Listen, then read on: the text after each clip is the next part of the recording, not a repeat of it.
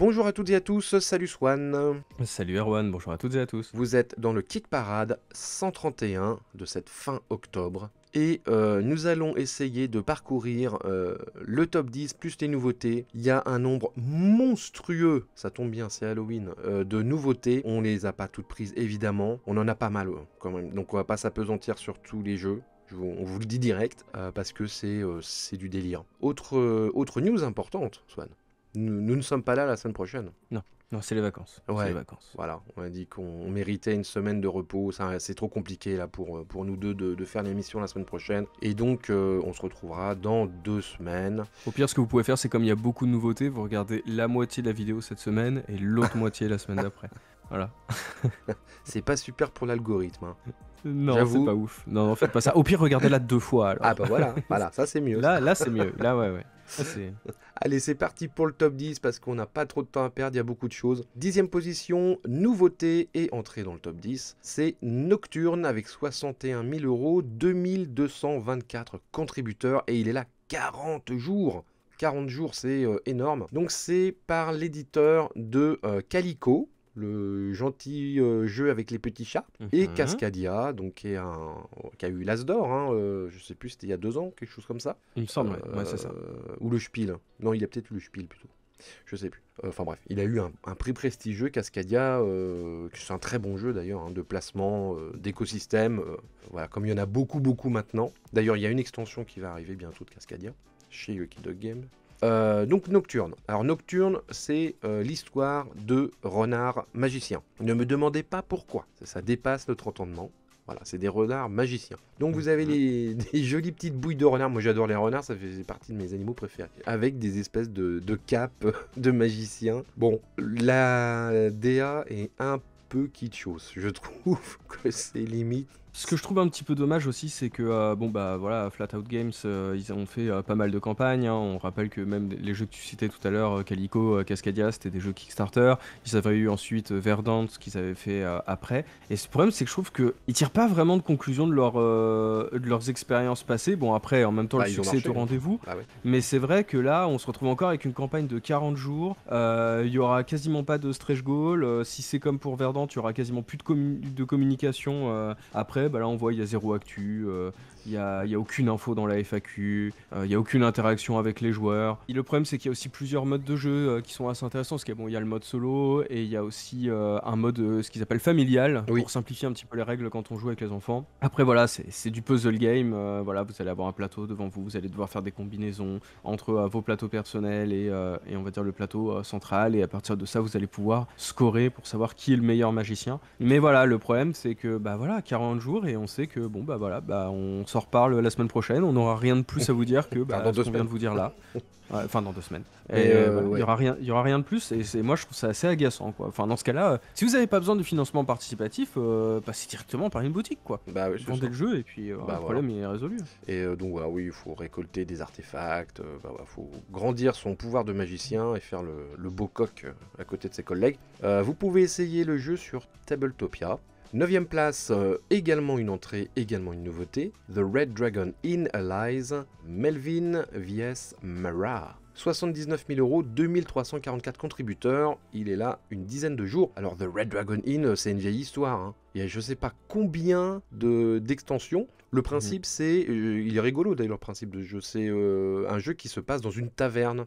Taverne évidemment dans un monde fantastique un peu à la Donjons et Dragons. Voilà, et au lieu de partir de la taverne pour faire l'aventure, là c'est le contraire, l'aventure est dans la taverne. Donc du coup, ils ont développé toute une gamme avec des variantes de jeux, et puis surtout plein de nouveaux personnages, parce qu'évidemment dans cette taverne ça va, ça vient. Et donc ils rajoutent des personnages qui ont eux-mêmes des petites mécaniques. Le jeu est, malgré le gros succès, hein, à chaque fois ils ont un gros succès, reste quand même très indé, je trouve, dans sa fabrication. Moi j'ai jamais essayé, mais je pense que le jeu doit être cool, hein, parce que ça fait longtemps qu'il marche ce jeu. Oui, et puis maintenant, alors ce qui est marrant, c'est que c'est un concept qui a été vachement repris depuis le côté, en fait vous gérez la taverne, parce que bon, tout le monde sait qu'une vraie bonne campagne de Donjons et Dragons commence et termine dans une taverne. Bien sûr. Mais voilà, donc du coup ils reprennent un peu ce principe-là, et effectivement, plus le monde, on va dire, du jeu de rôle papier s'étoffe, t'offre de nouveaux personnages, de nouvelles races, de nouvelles classes, bah plus ça fait un terrain, on va dire, de création pour ce type de contenu. Voilà, donc là il y a 2 nouveaux personnages, hein. Il y a une espèce de Melvin, c'est une espèce de magicien avec une tête de quoi, de bœuf, Oui, de un Yak. peu ça, de yak, voilà. Et puis il y a Mara, et un mage qui tire la tronche avec des oreilles pointues. Donc voilà, donc vous pouvez ajouter ces 2 personnages si vous avez la totale de Red Dragon Inn. Et puis il y a des petits add-ons qui sont rigolos. J'aime beaucoup, là ils ont fait une carte avec, tu sais, toi que t'as pas connu toi ça, le jeu Hippoglouton. Si, bah Ah, si, t'as connu? si, quand même, D'accord, ok. ouais, ouais. Donc là c'est la même chose mais avec des petits dragons sur une carte. Donc tu peux jouer à Hippodragon si tu veux. Enfin voilà, il y a des petites idées rigolotes, c'est une gamme qui marche bien. Je pense que le jeu tourne bien parce que depuis le temps. On passe à la 8ème place très vite parce qu'on en a déjà beaucoup parlé. C'est Cascadero et Cascadito qui résistent hein, malgré la flopée de nouveautés qui arrivent. 180 000 euros, 2462 contributeurs, ce sont les derniers jours pour ce double jeu. Il y a un jeu de placement, un peu de gestion de royaume, et à côté, il y a un roll and write, voilà, qu'on peut faire en solitaire. Sachant qu'ils ont profité de la campagne là, alors je pense qu'ils ont quand même senti que ça s'essoufflait un petit peu, et ils ont remis en avant un reprint de leur précédent jeu qui était Zouvadis, ce jeu de négociation avec des animaux anthropomorphes, etc. Et donc du coup ils profitent de la campagne pour dire hey, en fait vous pouvez aussi en profiter pour prendre le reprint. On a encore un peu de stock. Exactement. Allez, on passe à la 7ème position. C'est une entrée, c'est une nouveauté. The Old King's Crown. A Tale of Royalty, Rebels and Roses. Alors, c'est un premier projet. Et c'est un premier projet ambitieux. C'est un gros jeu dans lequel eh bien, vous êtes transposé dans un royaume imaginaire. Le roi est mort dans ce royaume. Et vous allez interpréter différentes factions qui sont les potentiels héritiers de ce royaume. Donc vous voyez venir, c'est un jeu de fourbe. C'est un jeu de fourbe où on va se faire des coups bas, des traîtrises et des intrigues de palais. Ce qui frappe d'abord, hein, c'est la beauté des illustrations. Moi je trouve ça... J'attendais que je me suis dit, allez, je lui laisse encore 2 phrases et après j'y vais parce que... Enfin, faut quand même parler de l'éléphant au milieu du couloir. Là, c'est vrai que la DA, elle est sublime. Sublime. Elle est sublime. On dirait une bande dessinée, tu joues avec une bande dessinée, en plus les cartes sont format tarot, donc tu profites super bien des illustrations, c'est incroyable, vraiment très beau. Ce que je trouve assez fou, c'est que là, comme ça, de prime abord, quand tu regardes le plateau de loin, t'as pas l'impression que ça va nuire à la lisibilité du jeu. Parce que des fois, il y a ce petit inconvénient. Ouais, surtout que c'est très chargé. Ouais, c'est ça, très riche. Bourré de détails. Derrière, voilà. Mais là, je trouve qu'ils ont trouvé juste le bon équilibre en disant on sait quand est-ce qu'il faut laisser les cartes un peu épurées pour que les éléments ils sortent un petit peu, etc. Et je trouve que ça marche super très bien pensé. Très très bien pensé, même les composants, vous avez un plateau personnel, mais un peu à la side, tu sais, tu peux mettre tes tokens en bois dessus. Les tokens en bois sont super beaux aussi. Pouvoir ajouter des pouvoirs autour du plateau. Ça a l'air super beau. Hein. Après, faut aimer le style de jeu. Voilà, et puis le jeu est pas excessivement cher. Hein. La boîte de base, c'est 60 €. Ouais. Je trouve que aujourd'hui, c'est typiquement le genre de projet qu'on voit facilement monter à 90, 100 € facile. Vous pouvez l'essayer sur Tabletop Simulator. Alors le jeu, il se divise en saisons, hein, un peu comme Everdell. Et à chaque saison, il y a un peu un gameplay différent. Donc vous évoluez au cours de l'année, et à la fin de l'année, évidemment, il y a un héritier, un vainqueur. Donc pour un d'ailleurs, projet, quand ils disent 90 minutes de temps de partie, sincèrement, j'y crois moyen. Alors peut-être 90 minutes par joueur, mais vu la richesse du gameplay, etc., en fait, effectivement, avec ce système de saison qui change, du coup, on sait qu'il y a probablement les composants à bouger, il y a quand même de l'installation, etc. 90 minutes, j'y crois moyen. Faudrait voir. Mais bon, en tout cas, ça attire l'œil, et pour un premier projet, c'est vraiment encourageant pour l'avenir. Et ça marche. Ensuite, on passe à la 6ème place. Donc lui, on l'avait déjà vu, c'est Ezra and Nehemia. Donc le jeu de Shem Phillips avec un plateau où tu peux faire des actions partout. T'as plein de meeples. C'est du Shem Phillips. Je sais pas pourquoi il y a plein de meeples partout qui débloquent des trucs. Ouais, je rigole. Hein. Shem Phillips, bon, c'est un grand auteur de jeux, mais bon, c'est vraiment des jeux experts, un peu, on va dire... c'est pour les joueurs obsessionnels du déclenchement d'action, on va dire. Moi, c'est pas. Des fois, quand c'est trop picot. Hein. Mais bon. Moi, je tenais juste à dire un truc que je trouve pour le coup assez malhonnête dans cette campagne, malgré tout. C'est l'absence de pledge manager. Je trouve que c'est un petit peu déloyal vis-à-vis des joueurs, parce que Hmm. ça veut dire que si t'es intéressé par la campagne, mais que t'as pas les moyens là tout de suite maintenant, on est quand même en fin d'année, sur Ouais, on va dire une période qui a été un peu compliquée pour tout le monde, de dire tu peux pas mettre 1 euro puis remettre dans le pledge manager, surtout que, bah, en soi, pour eux, le fait d'ouvrir un pledge manager avec des gens qui peuvent convertir 1 euro en, on va dire, un jeu complet, ça veut dire que ça te donne une. C'est que du bonus en fait, en termes de marge de finance. Et surtout, bah, ça t'évite d'avoir à créer des nouveaux composants. Bon, de toute façon, eux, enfin, les campagnes de Sean Phillips, de toute façon, n'ont pas de stretch goal. Mais hmm. ouais, enfin, fermer cette opportunité aux joueurs, tout en laissant la possibilité de participer avec 1 euro. Ouais. Bon, je trouve ça un peu. Ouais, ouais, Enfin, ouais. voilà, je trouve pas ça nécessaire et Ouais, je ouais. trouve pas ça très loyal. Oh, il pourrait faire un effort vu que ces jeux marchent bien. Je suis d'accord. Allez, on passe à la 5e place et c'est un sacré morceau, cette 5e place. Nouveauté, entrée, et ça s'appelle Spirit Fire. Alors attention, je vais dire le mot magique. Ce sont les auteurs de Unsettled. Voilà. Donc, qui vient de finir sa campagne sur Game on Tabletop pour la version française. Donc, ce jeu d'exploration spatiale incroyable. Et donc là, ils reprennent pas mal de. Enfin, pas mal. Ils reprennent, on va dire, une philosophie de Unsettled. Là, nous sommes dans un monde fantastique, il va falloir l'explorer. Et c'est un petit peu le même principe, c'est-à-dire vous avez une boîte de base avec les composants, et vous avez ensuite un royaume par boîte. Exactement comme Unsettled où il y avait une planète par boîte. Je trouve que c'est une super idée. Bon bah voilà, ils le savent aussi, hein, ils l'ont reprise. C'est très ambitieux, non seulement parce que ça a l'air d'être un gros jeu d'aventure et d'exploration. Moi c'est le genre de truc que j'adore. Mais en plus, il y a quand même une particularité qu'ils mettent vraiment en avant, ils auront raison, et c'est très ambitieux, c'est qu'il n'y a aucun combat dans ce jeu.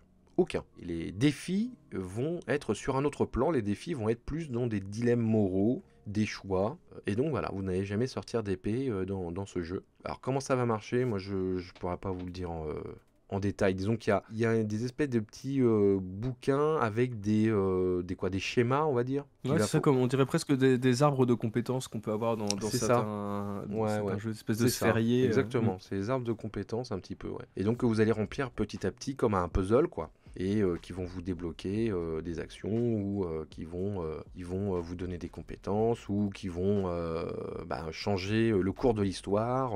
Donc voilà. Donc si vous vous intéressez à ce jeu, je vous conseille vivement de voir une vidéo, hein, parce qu'on ne pourra pas vous expliquer le jeu en détail ici. Moi je trouve que ça fait très envie. Je trouve que c'est hyper courageux de faire un jeu d'exploration et d'aventure sans combat. C'est presque, on va dire, se mettre des bâtons dans les roues quelque part, quoi. Parce que le combat, c'est quasiment l'épine dorsale de ce genre de jeu d'aventure. Mais pas là. Faut être courageux pour faire ça. À préciser quand même que pour le moment, il y a pas de version française sur cette campagne. Non. Vous voyez avec les petits logos en haut, mais ils précisent comme dans la FAQ qu'ils discutent avec les partenaires avec qui ils travaillent habituellement pour de la localisation, etc. Donc peut-être que ce sera un futur projet de traduction pour le kit de game. Donc on vous tiendra au peut-être. courant si ça sort sur GameFound. Mais bon, je pense que là, ils ont pas mal de localisation à faire avant. Donc je pense que pour la version française, on va pouvoir attendre un petit peu. 2-3 ans. Mais c'est vrai que, ouais. Mais c'est vrai que ceci dit, je suis d'accord avec toi. Au début, de prime abord, ça paraît un petit peu austère, et puis plus on creuse, plus on découvre la richesse que peut apporter ce gameplay qui est quand même très singulier. Précisons tout de même aussi, c'est important, que c'est exclusivement solo. Ouais. Voilà. Bon, bah encore un jeu sur lequel je vais fantasmer, hein. Qu'est-ce que vous en pensez, vous, un jeu d'aventure sans combat? Est-ce que ça vous repousse, au contraire? Est-ce que vous êtes dubitatif, ou au contraire, est-ce que vous êtes curieux? En tout cas, il en est à 429 000 euros, 3673 contributeurs, donc ça plaît. On va passer à la 4e place. Encore une fois une entrée, encore une fois une nouveauté. Ça s'appelle Critter Kitchen. Et là, ça nous rappelle des choses. Quand on regarde les dessins, Tout à fait. ça nous rappelle les petits dragons de Flamecraft, parce que ce sont les mêmes auteurs que Flamecraft. Donc là, on est c'est pareil, dans un monde un peu merveilleux avec des animaux, et vous allez devoir faire tourner votre restaurant et essayer d'épater les critiques culinaires de la ville. Le jeu, il en est à 390 000 euros, 5100 18 contributeurs, donc c'est un vrai succès. Il est là pour une grosse quinzaine de jours. Moi, Flamecraft, je vais trouver ça vachement bien, je l'ai d'ailleurs. Et ils reprennent un petit peu le même principe, c'est-à-dire un peu un board tout en longueur. Alors là, il n'y a pas de tapis néoprène, je crois, dans celui-là. Dans Flamecraft, pardon, il y avait un tapis néoprène dès le départ. Là, je pense que c'est du board. Et donc, vous allez vous balader dans la ville pour aller chercher vos ingrédients. Et selon les personnages que vous envoyez, vous allez pouvoir prendre plus ou moins d'ingrédients. C'est-à-dire qu'il y a des personnages rapides, ils vont être les premiers à pouvoir prendre des ingrédients. Il y a des personnages plus lents mais plus costauds, donc ils vont pouvoir prendre plusieurs ingrédients sur une même case. On peut peut-être le regretter un peu qu'ils prennent, enfin voilà, peut-être été un peu dans la facilité en calquant un petit peu le système de Flamecraft. Peut-être aussi leur style, hein, tout simplement, c'est peut-être leur truc. C'est ça, peut-être qu'aussi ils se créent une certaine marque de fabrique et je trouve que Exactement, d'ailleurs ouais. ça marche hein, parce que Ouais. voilà, du premier coup d'œil on était dessus, puis c'est vrai qu'après il y a quand même ce côté d'action cachée, vous allez composer des plats. Je trouve que le système avec les petits ingrédients que vous allez comboter pour pouvoir créer des recettes, etc., ça marche plutôt bien. Ça reste du jeu, c'est pas du gros jeu de stratégie, hein, Non. mais voilà, en termes de jeux familiaux ou peut-être à C'est sortir intermédiaire. avec des gens qui sont un peu moins initiés, ouais, C'est c'est ça. peut-être un... Comme Flamecraft, Ouais. c'est intermédiaire. Exactement. Donc, écoutez, moi en tout cas j'aime beaucoup la DA, j'aime beaucoup Ouais, c'est la joli. manière parce que d'un côté effectivement on retrouve un peu, on reconnaît tout de suite au premier coup d'œil, mais c'est pas tout à fait la même ambiance. Ouais, On ouais. est dans un univers qui est un peu plus moderne Ouais. que ce qu'on pouvait avoir sur Flamecraft, etc. Donc, et je trouve que voilà, il se crée un petit univers visuel qui marche plutôt bien. Ouais. Donc bon, attendons de voir ce qu'ils vont nous proposer par la suite. En tout cas là Non, ouais, non, c'est encore une fois, c'est une belle engageant. campagne. Avant de passer aux 3 premiers, déjà mettez un pouce. Et déjà abonnez-vous si vous n'êtes pas abonné et que vous découvrez cette émission. Commentez les jeux. Et puis on va passer aux nouveautés, un torrent de nouveautés. Donc évidemment on va pas parler de tout et évidemment on va pas rentrer dans les détails. Ouais, mais par contre on vous laisse, allez, 2 secondes pour vous refaire un autre café, parce que voilà, le temps que...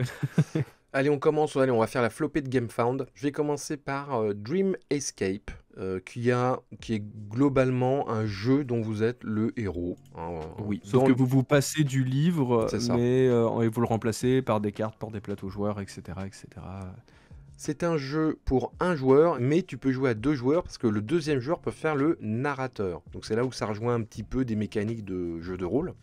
On est dans un univers très Cthulhu, très Lovecraftien. C'est très basé univers Lovecraft. Hein. D'ailleurs, c'est un peu mon petit regret, moi, par rapport à ça. C'est que, bon, on le dit souvent, voilà, Lovecraft, livre de droit, suradapté dans les jeux de plateau, machin, etc. Mais là, en plus, je trouve que, en termes de visuel, je trouve que ça me fait vachement penser au travail qui était accompli par FFG là, pendant des années. Qui s'étaient créé leur propre univers du monde de Cthulhu. C'est vrai, les cartes ça je trouve qu'elles rappelle ressemblent, Horror les Arkham. personnages ressemblent. Au point où Ouais, c'est j'ai vrai. essayé de chercher au niveau des auteurs et surtout des illustrateurs, voir si J'ai c'était pas un regardé. peu les mêmes, quoi. Parce que je trouve qu'il y a certains trucs qui sentaient un peu l'IA. Bon, sur BGG, il y a toute une flopée d'artistes, hein, donc a priori, c'est pas de l'IA. Mais bon, voilà, après, le jeu, il a de la gueule, hein. Il est joli. Hein. Oui. Donc si tu Mais veux te je faire trouve un trip qu'il tout seul, peine un- moi si t'es Voilà, fan de il peine- Lovecraft, que tu t'aimes bien jouer en solo et tout, franchement, Et ça que peut t'as le pas faire. déjà acheté les 35 jeux précédents. C'est vrai. Mais là, c'est pensé vraiment solo, donc tu peux te faire ton petit trip tranquille, avec du beau matériel, dans un univers que t'aimes. Bon, voilà, après, faut voir comment le jeu tourne, hein, mais je trouve que ouais, le jeu, il a l'air plus qu'honorable. Hein. Donc, il en est à 171 000 €, hein, 1251 contributeurs, donc c'est un beau démarrage. Hein. Il est là pour 20 jours. Allez, on enchaîne avec rien à voir, hein. Sans transition, Simone. Formula GP, toujours sur GameFound, donc jeu de course. Alors les jeux de course, c'est assez à la mode, hein. Il y a eu Hit, qui a cartonné en boutique. Il y avait Rallyman.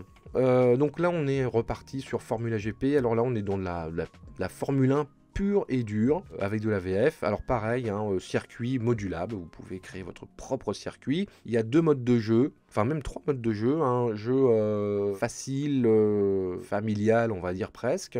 Et plus vous allez dans les modes de jeu, plus vous avez des difficultés. Vous rajoutez des conditions météo.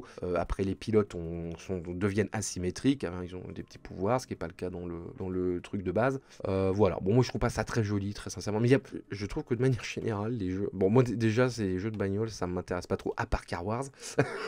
Les jeux de course de bagnole, bon, c'est pas ma grande passion, mais je trouve que souvent, c'est pas très excitant visuellement, quoi. Et là, c'est pas très excitant visuellement. Hein. C'est pas très joli. Bon, voilà. En tout cas, si vous êtes fan de Formule 1, de jeux de Formule 1, il y en a un sur GameFound. On passe, dernière sélection sur GameFound, Secrets of the Lost Tomb. Donc c'est un jeu qui existe depuis 10 ans, puisque c'est une réédition pour les 10 ans du jeu. Donc là, c'est un jeu d'aventure, on est en pleine Indiana Jones. Vous allez Ouais. avoir des personnages, vous allez rentrer dans des temples, il va falloir prendre des artefacts, éviter des pièges.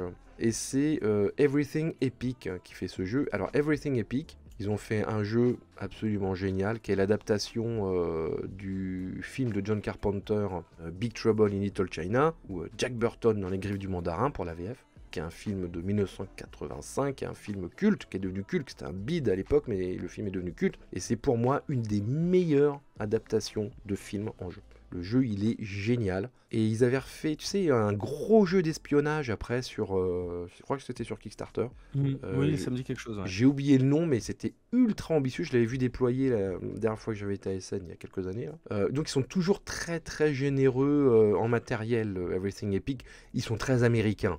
Pour la faire simple, ils aiment bien les tokens partout, les trucs très colorés. Bah là, c'est la même chose.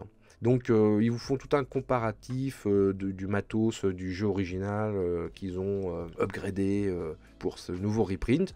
Les tuiles sont très belles. D'ailleurs, et le travail, enfin, je trouve que même le fait de montrer de cette manière-là sur vraiment tous les composants, ce qui est assez cool, c'est que d'un côté, ils ont quand même gardé la DA, tu vois, Ouais. mais juste ils l'ont simplifié, ils l'ont un peu épuré, Ouais. ils ont sur les personnages, mais par contre, ils ont fait beaucoup plus de détails sur, on va dire, les plateaux sur lesquels vous allez être amené à vous déplacer, ou sur les illustrations des monstres, etc. Donc, je trouve que c'est super cool d'avoir montré ça. Moi, le seul petit bémol, c'est que je trouve, pour le coup, qu'ils ont peut-être un peu trop épuré le plateau joueur, mais c'est peut-être pour le coup, c'est peut-être. Je suis d'accord, je préfère presque l'original. Mais je préfère l'original. Ouais, il est plus joli. Mais peut-être qu'il était difficilement lisible en jeu, possible. donc c'est peut-être pour ça. Bon, en tout cas, si vous aimez ça, les Indiana Jones Game, bah, ça peut être intéressant. Je crois en plus qu'il y a une VF sur ce jeu. Ce qui est cool parce qu'en général, ils font pas de VF sur ces jeux-là. Enfin, Everything Epic, ils font pas trop de VF. Et là, il y en a une. Et c'est de la coop, évidemment. Et avant qu'on nous tacle dans les commentaires, oui, je trouve que le jeu est excessivement cher pour le coup, parce qu'il y a quand même, il y a beaucoup de composants, mais c'est quand même beaucoup de tokens en carton, c'est beaucoup, enfin voilà, il y a pas non plus, c'est pas du kilo plastique. Mais je trouve que le prix proposé est quand même un peu abusé. Franchement, si c'est le même genre de matos que dans Big Trouble in Little China, t'en as plein la boîte, mais vraiment. Plein la boîte. Donc le jeu est à 100 balles, c'est vrai que c'est on va dire, peut-être un petit peu abusé, mais ils sont très généreux en matos. Je veux dire, t'as de quoi faire, quoi. Et ça a l'air d'être le cas, là. Allez, on passe aux nouveautés sur Kickstarter, rapidement. Mons and Majors, a board game about attracting and trading monsters. Ah bah tiens. Donc c'est un jeu dans lequel vous allez récolter et essayer d'entraîner des petits monstres plus ou moins choupinous, un peu Pokémon-like. Ça me fait rire parce que c'est très à la mode en ce moment. On a eu Dragon Eclipse qui était la locomotive, et après on a des jeux, on va dire, un peu moins ambitieux au niveau du matériel qui passent derrière. Ça me rappelle, dans les années 80, tu avais le cinéma italien, le cinéma de genre italien, qui, pareil, faisait des sous Mad Max, des sous New York 1997.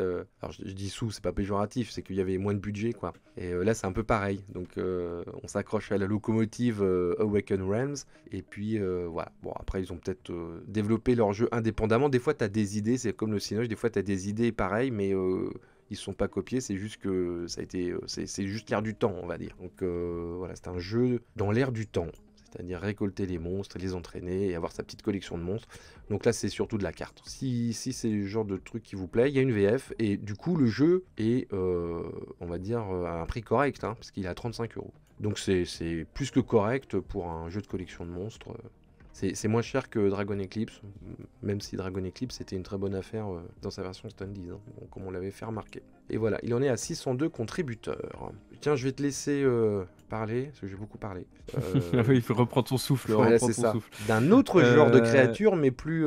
si tu veux là, bien. on est pour le coup, on est vraiment dans la thématique de la saison. C'est ça. Dracula's Curse, a Bloodthirsty board game. Donc on en est à un peu plus de 1600 contributeurs. Il était vraiment au cul du top 10. Ouais. Là, il était pas loin. Je pense qu'il va vraiment. Il est là encore 20 jours, donc peut-être. Oui, donc peut-être qu'on le reverra dans 2 semaines. Et donc du coup, coup, eh bien en fait ça va être un jeu asymétrique dans lequel vous allez devoir pénétrer dans le château de Dracula pour tenter soit de le vaincre, soit eh ben, effectivement d'incarner on va dire les minions de Dracula qui sont là pour vous bouter hors du château. Côté visuel, on reprend un côté mi-film d'animation américain, mi-film d'animation japonais, un peu Bah ce qui voilà. avait été fait. Je pense d'ailleurs que on va dire sur le design, ils se sont très inspirés de l'adaptation qu'ils avaient fait là, de Castlevania sur Netflix, sans vouloir faire de pub d'ailleurs, je ne vous conseille pas forcément la série. Mais en tout cas, je trouve qu'on retrouve un petit peu cette ambiance-là, voilà, avec une espèce Moi, ça me pose un de problème. tour gigantesque. Voilà. Moi, je trouve que ça rend le jeu assez difficilement lisible. Et surtout Euh, très terne. Ouais, et surtout, je trouve qu'il y a une espèce de. Bah, pour le coup, là, on se retrouve. Je trouve il y a différents visuels qui sont trop singuliers et t'as pas l'impression d'avoir joué au même jeu, quoi. Ça Entre manque les de personnages qui cohérence. font très manga, Ah ouais. les cartes qui font très Dungeon Crawler à l'américaine Ah ouais. et le plateau tout de noir et rouge, ultra épuré, bah en C'est fait, dommage. pourquoi pas avoir choisi l'un de ces trois genres C'est ça. et de l'avoir poussé jusqu'au bout, quoi. C'est dommage. Moi, je trouve que l'idée était géniale. Un dungeon crawler dans le château de Dracula. Mais je trouve que c'est super. C'est vraiment une super idée. Oui, c'est le dungeon crawler par excellence. Tu vas dans le château de Dracula, mec. Malheureusement, je trouve que visuellement, ça va pas du tout, quoi. Le Dracula, on dirait une espèce de émo blafard de 22 ans. Enfin, moi, c'est pas l'image que j'ai de Dracula, tu vois ce que je veux dire. Mhm. Je trouve ça dommage. Je trouve qu'il y a des petites mécaniques marrantes, à savoir par exemple le Dracula, c'est vous avez composé petit à petit, c'est des tokens, des espèces de gros tokens carrés qui représentent Dracula et vous en mettez les uns sur les autres et à la fin ça fait le portrait de Dracula et c'est là où il devient vraiment en mode boss, il va vous poursuivre. Donc il y a des idées rigolotes. Quand vous mourrez, vous revenez en vampire. Il y a des idées. Je trouve que le concept est super. Mais je trouve ça trop moche, vraiment, je trouve ça moche. Alors qu'ils auraient pu faire un vrai truc gothique, peut-être un peu à la, je vais dire les mots qui fâchent, mais un peu à la Darkest Dungeon, le jeu vidéo. Hein. N'ouvrons pas le débat. Remets pas une pièce dans la machine. Non, mais tu vois, un truc Bien qui sûr. peut faire un petit peu moderne, ou mais alors, vraiment gothique. même quoi. sur l'univers manga japonais, les adaptations de Dracula, il suffisait de reprendre une esthétique beaucoup plus proche de Castlevania, le jeu vidéo, où sur le coup ils avaient assumé beaucoup plus ce côté gothique romantique, qu'elle est beaucoup mieux. Là, effectivement, je trouve que. Ouais, non, et ça- puis surtout, il fallait choisir parmi les trois styles, quoi. Là, C'est ça. bon, Ça marche pas. pue entre Sachant trois qu'en plus, chaises. derrière, vous rajoutez l'extension Cthulhu, où là, ils repartent Oui. encore sur un autre style graphique. Ouais. Ouais. Pas de cohérence artistique. Dommage. Nouveauté, alors la cohérence artistique, on va en parler. Pax Illuminaten, toujours sur Kickstarter. Donc, gros jeu historique qui se passe en 1776, en Bavière. Là, tout de suite, tu rêves, là. Tout de suite, tu fantasmes. Là, je voyage, je voyage. Et donc, vous allez incarner des disciples de l'ordre bavarois des Illuminati. Et votre mission, c'est de propager la pensée interdite des Lumières jusqu'aux plus hautes sphères du Saint-Empire romain germanique. Voilà, donc on est dans du jeu hyper historique, hyper austère et pas beau du tout. Et un peu complotiste aussi. Oui. Ceci dit, alors il faudrait voir hein, si historiquement c'est un, tu vois, c'est un truc apparemment là c'est pour apporter les lumières dans un. Bon voilà, il faut aller voir au niveau de la vraie histoire. Écoute, ils le vendent comme un jeu historique, donc qui apparemment, voilà, ça existait quoi. C'est moche. C'est catastrophique. Voilà, c'est dommage parce que la thématique peut être intéressante, les jeux très historiques comme ça, très sobres, pourquoi pas, et peut-être que le jeu est très bien. Vous pouvez d'ailleurs l'essayer sur Tabletop Simulator, donc ouais, c'est peut-être au niveau du gameplay une excellente surprise, hein, mais ouais, ça donne pas envie quoi. Waouh, ça donne pas envie. Et enfin, dernière nouveauté, toujours sur Kickstarter, on est toujours dans l'histoire, c'est pour ça que je les ai collés ensemble, c'est Salon de Paris. Eh oui, Salon de Paris, mec. Qui n'a pas de VF. C'est comme fromage, mec. Voilà. Là, on parle de Paris. Allez, ça y est. Ça va être notre objectif. Le citer running une gag. fois par émission. Bravo. Donc, ça se passe à Paris. Donc, au 19e siècle, 1852, Brégy. Donc, dans le foisonnement artistique de Paris, hein, parce que Paris était le centre du monde artistique à cette époque-là, surtout au niveau des peintres. Et justement, vous incarnez un peintre. Et donc il y a un peu les deux jeux en un, c'est-à-dire que, et ça je trouve ça assez fin, dans une première partie vous allez vous balader dans Paris, vous allez aller dans les cafés, voir les monuments, les parcs et tout ça, ça va vous donner de l'inspiration pour vos toiles. Et ça je trouve que c'est vachement bien.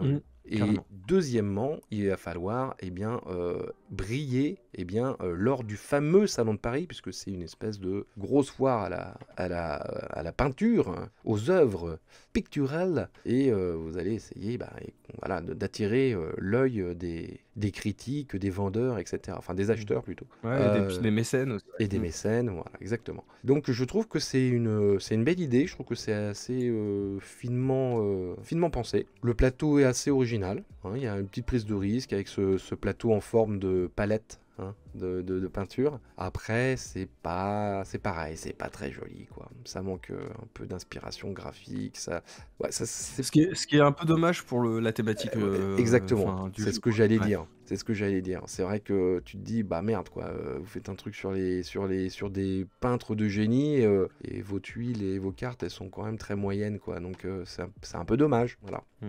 Mais sinon, le jeu a l'air, enfin voilà, il y a des belles idées dedans. 118 contributeurs, bon, ça marche pas terrible. Il est là 20 jours, bon. Allez, les 3 premiers de Kick Parade cette semaine. Troisième position, c'est assez surprenant. C'est Keep the Heroes Out. 385 000 euros, 5 488 contributeurs. Il est là pour 15 jours. Alors surprenant, oui et non. Surprenant parce que c'est vrai que c'est pas du tout un gros jeu comme on a l'habitude de le voir dans les 3 premiers ou un auteur ultra connu. Mais c'est une extension pour une gamme de jeux, un peu comme Dragon Inn d'ailleurs, hein, qui a très bien marché, qui marche très bien, qui s'appelle Keep the Heroes Out. Et c'est un dungeon crawler inversé. Vous incarnez les monstres et vous essayez de bouter hors de votre donjon les méchants aventuriers qui viennent vous voler. Et là, je crois que le concept... Alors attends, est-ce que c'est... Oui, on incarne toujours les monstres, il me semble. On incarne toujours les monstres. Bon, il y a des nouvelles factions et il y a aussi une grosse emphase mise sur les boss, en fait. Donc vous allez avoir... Et puis il y a et c'est surtout... Ça vient surtout Enfin, il y a un petit côté tower défense qui est plus accentué que dans les autres. Et effectivement, là, les aventuriers qui arrivent, c'est-à-dire que là, vous vous retrouvez avec des aventuriers niveau 20 qui arrivent sur stuffé, donc du coup, voilà. Ce qui est assez drôle pour le coup, parce que c'est vrai que quand tu dis à des boss, tu t'attends à avoir des gros trucs, genre du Cthulhu, du dragon, du machin, et puis là, bah non, c'est un elfe archer, un mage, voilà. Je trouve que c'est plutôt rigolo. Oui, le concept est super rigolo et ça marche d'ailleurs, hein, ça marche très bien. Hein. 5 489 contributeurs ce qui reste quand même un assez petit jeu, mine de rien. Et puis les meeples sont super rigolos. Les meeples en bois, là, des monstres, ils sont super jolis, hyper originaux. Donc tout de suite, ça donne envie sur le plateau, quoi. T'as des espèces de monstres improbables, donc c'est rigolo. Ouais. T'avais une petite licorne. Eh oui, une licorne qui fait des cacas en arc-en-ciel. Arc-en-ciel, évidemment. Bah oui, bien sûr. Allez, deuxième place. On revient plus à du classique, du blockbuster. Dice Throne X-Men, il a 2 616 000 euros, 12 694 contributeurs. Il reste une grosse semaine pour cette variation de la gamme Dice Throne version Marvel X-Men, avec, si vous le souhaitez, si vous voulez dépenser encore plus d'argent, des belles figurines pré-peintes pour mettre sur votre plateau. Voilà, on en a longuement parlé la semaine dernière. Dice Throne, hein, ça marche bien. En boutique aussi, ça a très bien marché, hein, parce que c'est sorti en boutique en France. Alors, pas la version Marvel, il me semble. Nous, je crois non. qu'en France, il n'y a que la version traditionnelle, ouais. Non. Donc c'est du jeu d'affrontement. Hein. Avec là une emphase plus mise sur la coopération, voilà, dans celui-ci, plutôt que sur l'affrontement. Oui. Voilà. Mais après, vous pouvez prendre un X-Men de la boîte X-Men et puis le faire fighter avec des anciens héros des autres boîtes de Dice Throne. Ça ne pose aucun problème. Du coup, je me demande si il faudrait que je revérifie, mais il me semble que c'est même compatible avec la boîte, on va dire, originale. Je crois que tu peux faire des affrontements. Normalement, ouais, c'est un peu comme Unmatched, hein, tu peux tout mélanger. Ouais, c'est ça, ouais.